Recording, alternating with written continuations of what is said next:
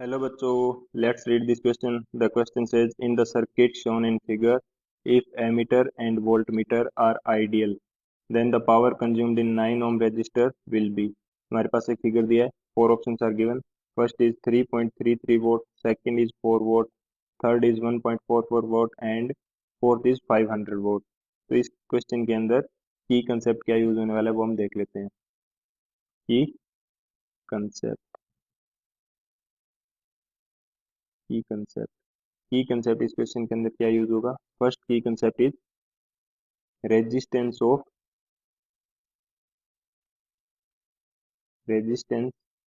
Of an ideal voltmeter. Resistance of an ideal voltmeter is infinity.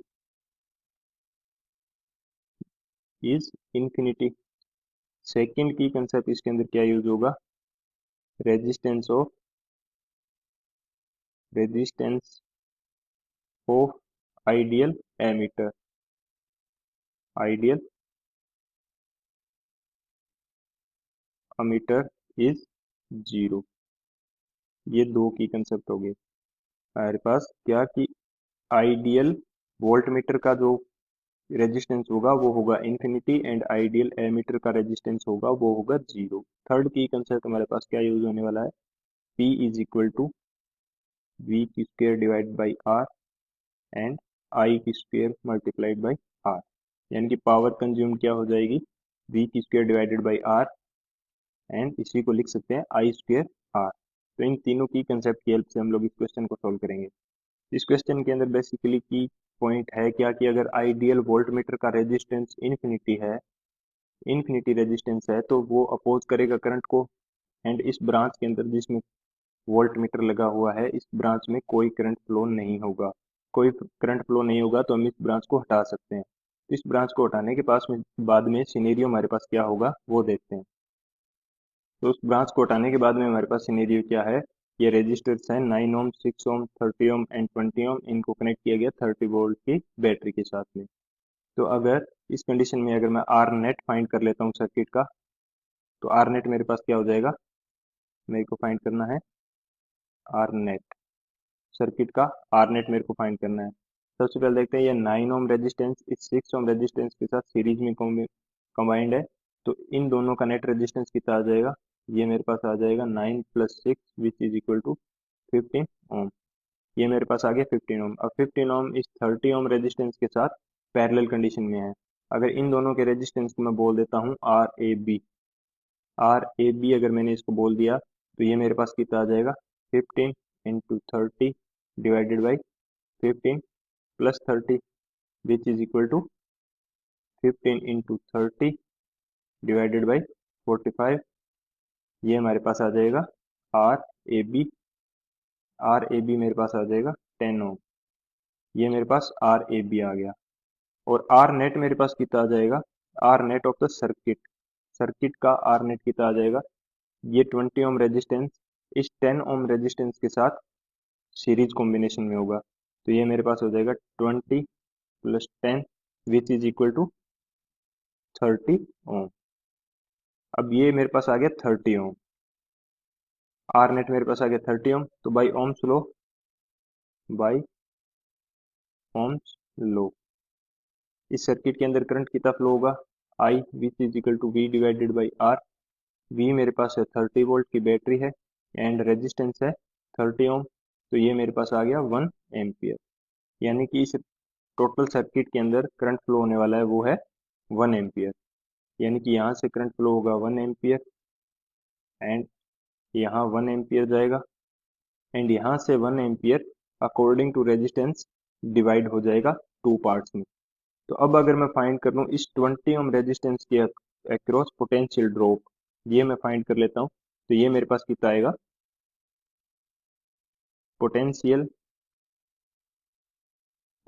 Drop across 20 ohm resistor across 20 ohm. तो ये मेरे पास होगा V. इसको मैं बोल देता हूँ V1. V1 मेरे पास कितना आ जाएगा. ये होगा I इंटू आर V1 की वैल्यू मेरे पास क्या आ जाएगी, I है यहाँ पे 1 एम्पियर एंड रेजिस्टेंस है 20 ओम। तो V1 की वैल्यू मेरे पास आ गई 20 वोल्ट। ये मेरे पास आ गई V1 की वैल्यू। टोटल पोटेंशियल है मेरे पास 30 वोल्ट। टोटल पोटेंशियल है मेरे पास 30 वोल्ट एंड V के पास में पोटेंशियल कितना है, V के पास में पोटेंशियल है V1 जिसकी वैल्यू है मेरे पास, V1 की वैल्यू मेरे पास है 20 वोल्ट। तो इसके पास इन टोटल रेजिस्टेंस के पास बाकी बचे हुए जो 9 ओम 6 ओम एंड 30 ओम रेजिस्टेंस है, इनके पास टोटल पोटेंशियल ड्रॉप यहाँ पे कितना हो जाएगा, वो हो जाएगा 10 वोल्ट। तो इसको लिख लेते हैं, then potential at rest of resistor register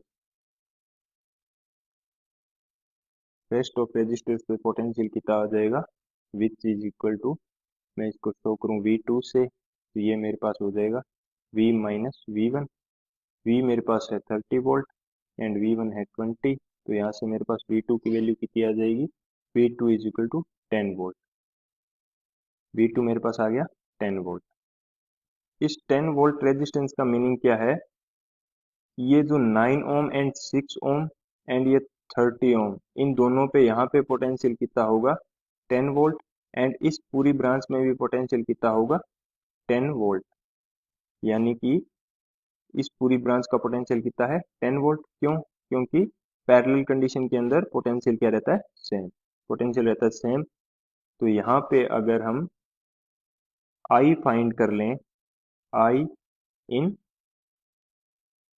resistance, I in resistance 9 ohm and 6 ओम, इन दोनों के अंदर I की वैल्यू अगर हम लोग फाइंड कर लेंगे, इन दोनों में I क्या होगा, सेम। I सेम क्यों होगा, क्योंकि दोनों ये क्या है सीरीज के अंदर, तो जितनी I 9 ओम के पास करंट आएगा उतना ही करंट 6 ओम के पास आएगा।